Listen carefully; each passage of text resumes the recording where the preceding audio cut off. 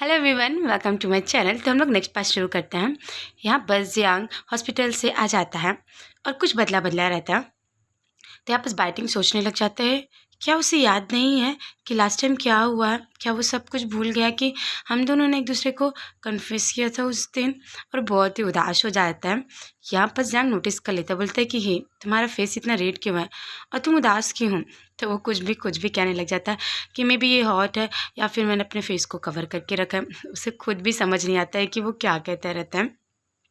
और वो बेड में रहता है और बोलता है कि डॉक्टर जियांग, एक्चुअली अब हमारा रिलेशनशिप कैसा है? तो यहाँ बस बहुत ही ब्लश करता रहता है। जियांग आके बोलता है कि तुम्हें क्या लगता है? और यहाँ पर बोलता है biting, I think we are lover, right?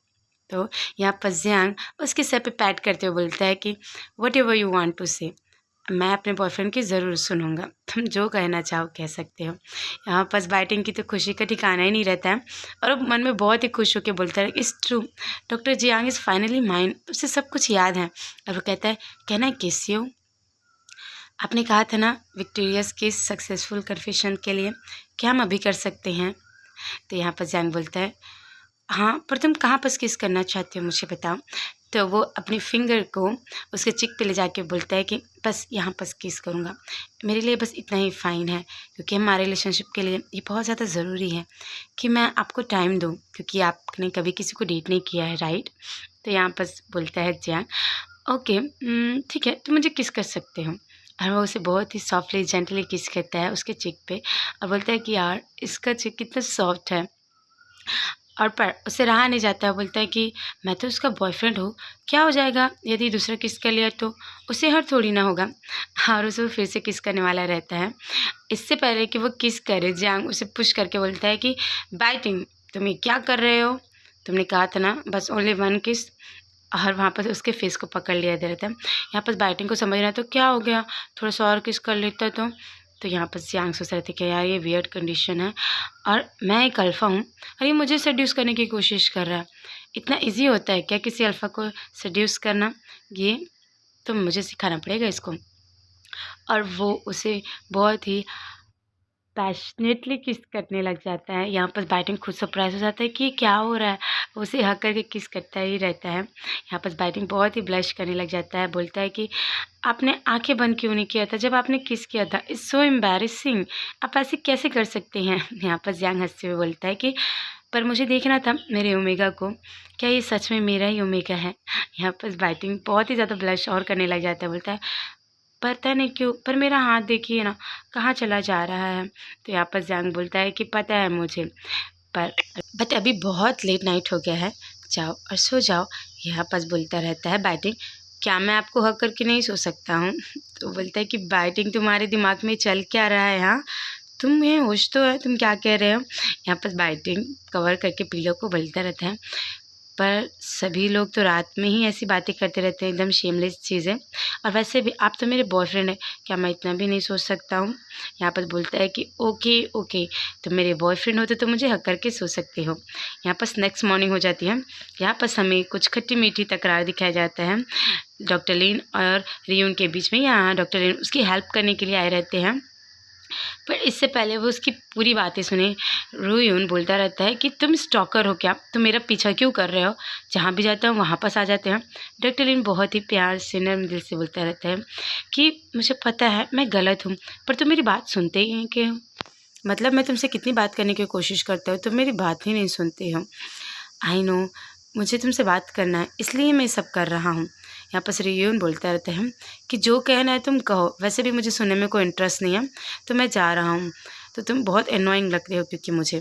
Doctor लिन यहाँ पर बहुत इसे कन्विंस करने की कोशिश करता है, यहाँ पर एक कैफ़े है, क्यों ना हम वहाँ पर जाके बात करें।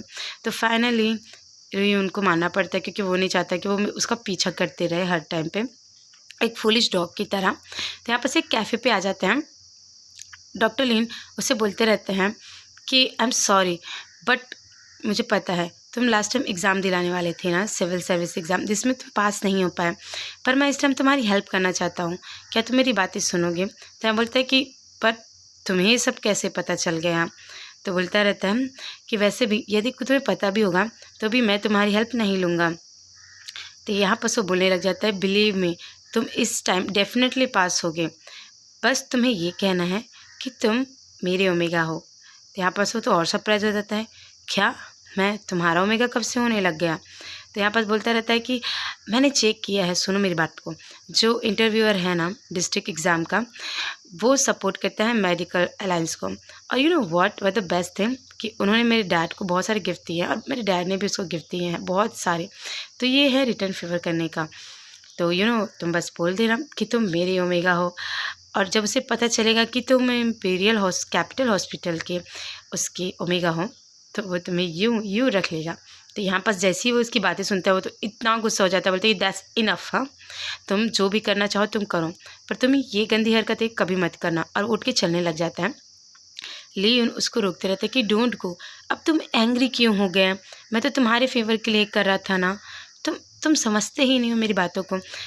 यहाँ पर लियोन गुस्से में बोलता रहता है, अच्छा, और ये अच्छी बात है कि मैं तुम्हारा omega great director of imperial hospital, जो बहुत ही नामचीन हॉस्पिटल है, उसके बेटे का मैं ओमेगा बन जाऊँ, वाह क्वाइट इम्प्रेसिव राइट।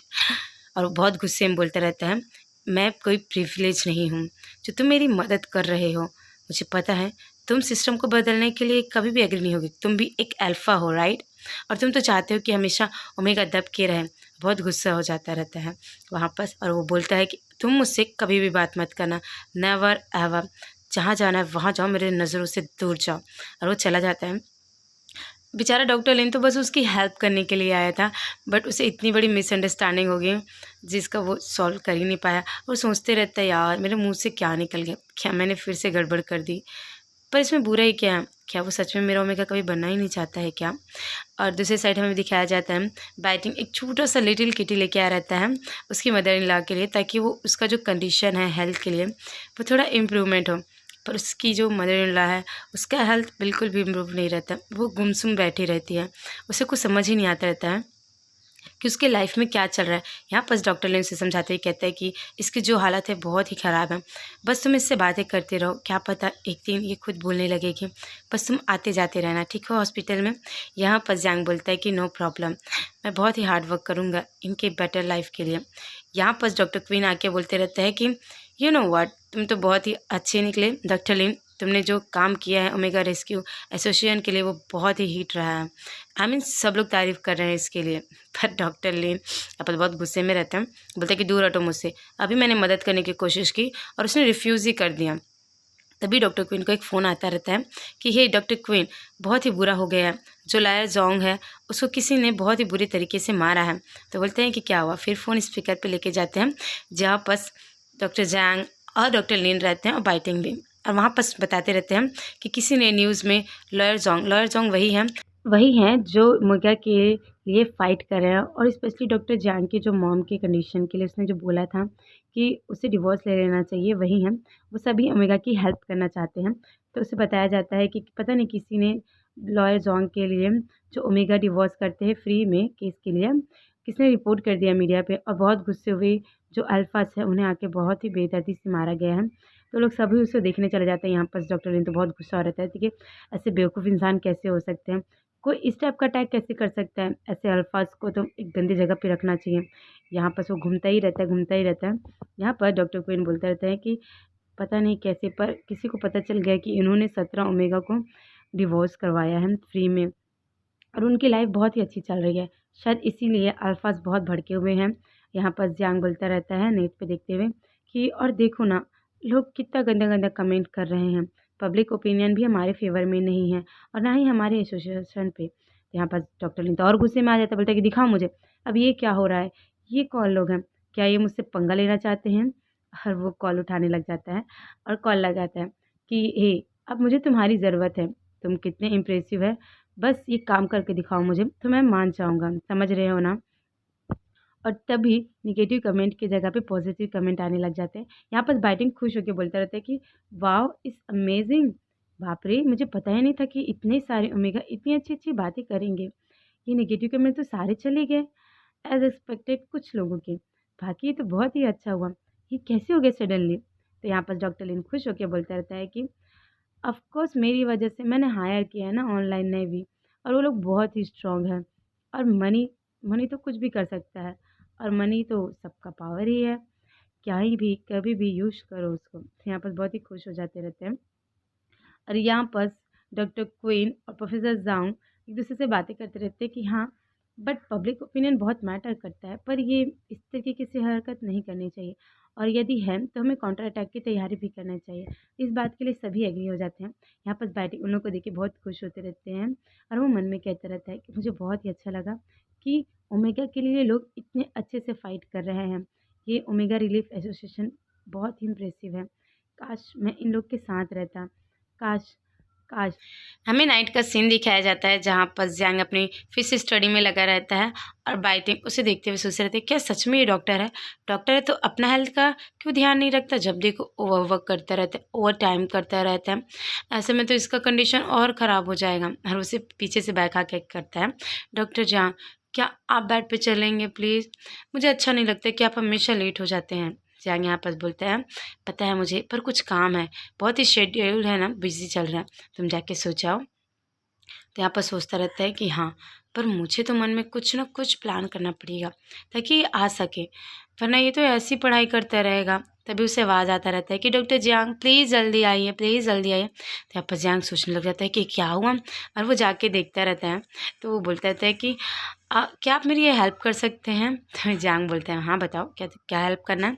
तो एक लोशन हाथ में पकड़े रहता है और शर्ट को थोड़ा सा नीचे कर रहता है, बोलता है प्लीज़ हेल्प कीजिए, ये बॉडी लोशन को लगाने में मेरी हेल्प कीजिए।